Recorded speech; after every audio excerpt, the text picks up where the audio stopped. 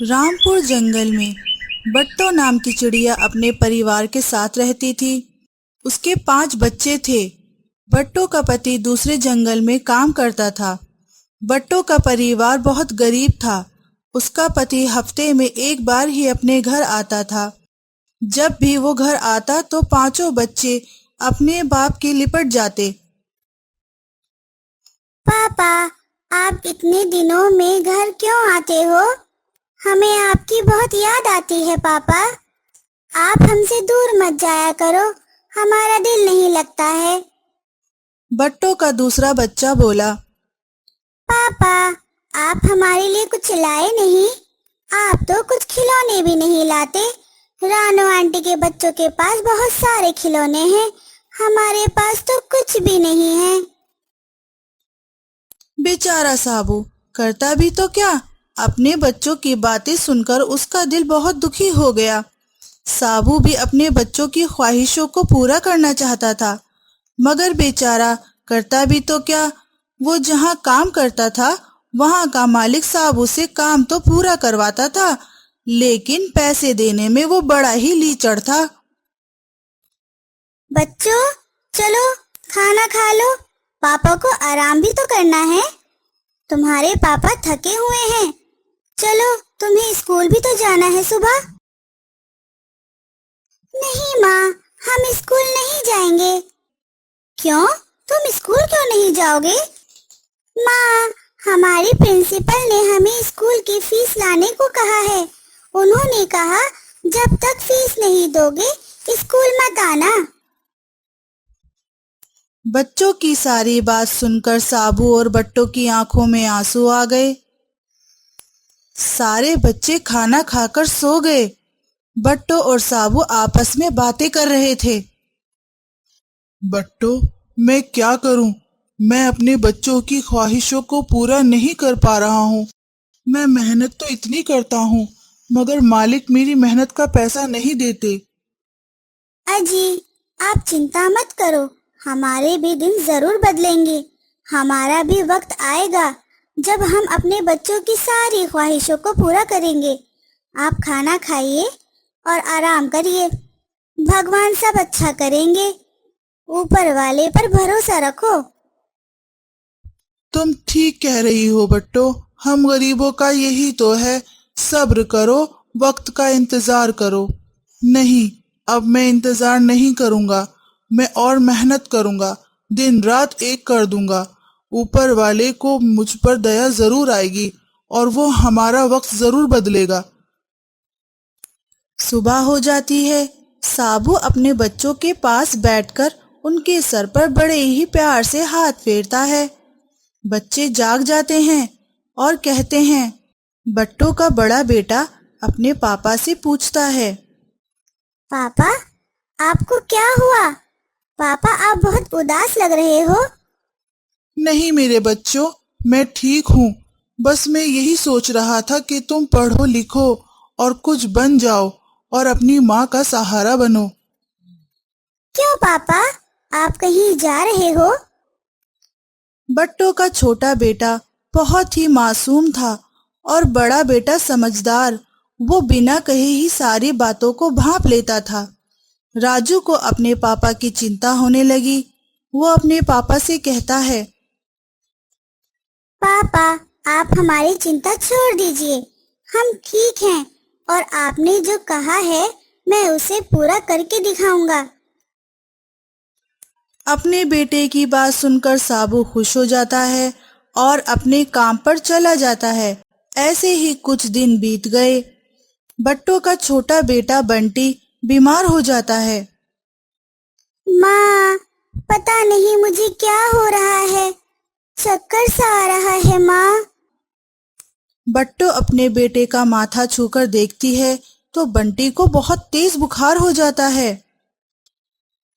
ارے نہیں میرے لال، تجھے تو بہت تیز بخار ہوا ہے، چل تو آرام کر۔ ہے اوپر والے، اب میں کیا کروں؟ میرے پاس تو دوائی کے لیے بھی پیسے نہیں ہیں، ہم غریبوں پر رحم کرو بھگوان۔ میں رانو چڑیا کے پاس جاتی ہوں، ہو سکتا ہے وہ میری مدد کر دے۔ बट्टू चिड़िया रानो चिड़िया के पास आ जाती है और उसके घर का दरवाजा खटखटाती है।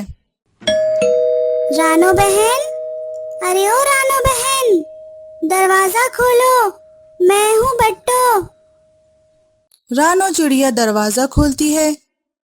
अरे बट्टू बहन, तुम यहाँ कैसे? सब ठीक तो है? नहीं रानो बहन, मेरे बंटी को बहुत तेज बुखार आ गया है और मेरे पास इतने पैसे नहीं हैं जो मैं उसे दवाई दिला दूं। क्या तुम मेरी मदद करोगी? मेरा बेटा बहुत बीमार है। बट्टू बहन, मैं तुम्हारी मदद जरूर करती, पर मैं मजबूर हूँ। मैंने कल ही स्वीटी के स्कूल की फीस जमा कराई है। अगर मेरे पास पैसे होते तो मैं तुम्हारी मदद जरूर करती। कोई बात नहीं रानो बहन, अब मैं चलती हूँ। बट्टू रानो के घर से चली जाती है और एक पेड़ पर बैठकर सोचने लगती है। हे ऊपर वाले, अब मैं क्या करूं? मेरा बेटा बहुत बीमार है। बट्टू, अब तुझे ही कुछ करना होगा। बट्टू काम की तलाश में निकल पड़ती है। वो एक घर का दरवाजा खटखटाती है। घर में कोई है? दरवाजा खोलिए प्लीज। टूनी चिड़िया दरवाजा खोलती है और बट्टू से कहती है, कौन हो तुम और यहाँ क्या कर रही हो?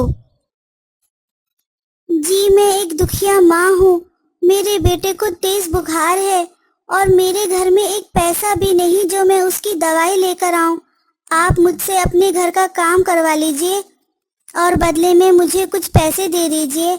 आपका बहुत बड़ा एहसान होगा मुझ पर। टूनी चिड़िया को बट्टू पर दया आ जाती है, क्योंकि टूनी की कोई औलाद नहीं थी। इसीलिए टूनी बट्टू की मदद करती है और कहती है, बट्टू बहन, तुम परेशान मत हो, मैं तुम्हारी मदद करती हूँ। शायद ऊपर वाले ने इस दिन के लिए ही मुझे बेऔलाद रखा था, ताकि मैं तुम्हारी मदद कर सकूं। टूनी बट्टू को पैसे देती है और बट्टू जल्दी से डॉक्टर उल्लू चाचा के पास जाती है और उन्हें अपने घर ले आती है। उल्लू चाचा बट्टू के बेटे का इलाज करते हैं और कहते हैं, बट्टू बेटा, इसको तो बहुत तेज बुखार है और आजकल डेंगू मलेरिया बहुत फैला हुआ है। तुम इसका अच्छे से ख्याल रखो। मैं तुम्हें दवाई देता हूँ। तुम समय समय पर इसको दवाई पिलाती रहना। मैं फिर आकर इसको चेक करूँगा। चाचा, आपकी फीस कितनी हुई?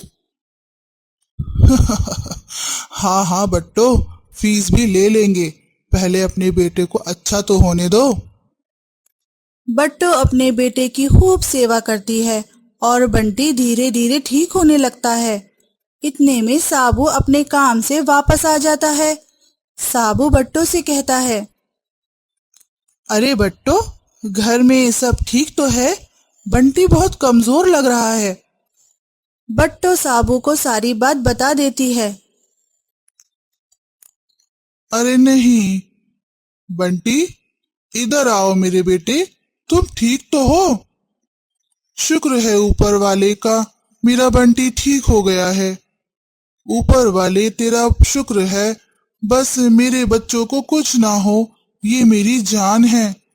इनके लिए मैं कुछ भी कर सकता हूँ। बस ऊपर वाले, इतनी दुआ है कि मेरा परिवार ऐसे ही हंसी खुशी रहे। ऐसे ही बट्टू का परिवार हंसी खुशी रहने लगता है। तो दोस्तों, इस कहानी से हमें क्या सीख मिलती है कि हमें कभी भी मुसीबत से घबराना नहीं चाहिए, उसका सामना डटकर करना चाहिए। अगर आपको ये कहानी अच्छी लगी हो तो वीडियो को लाइक और चैनल को सब्सक्राइब करना ना भूलें।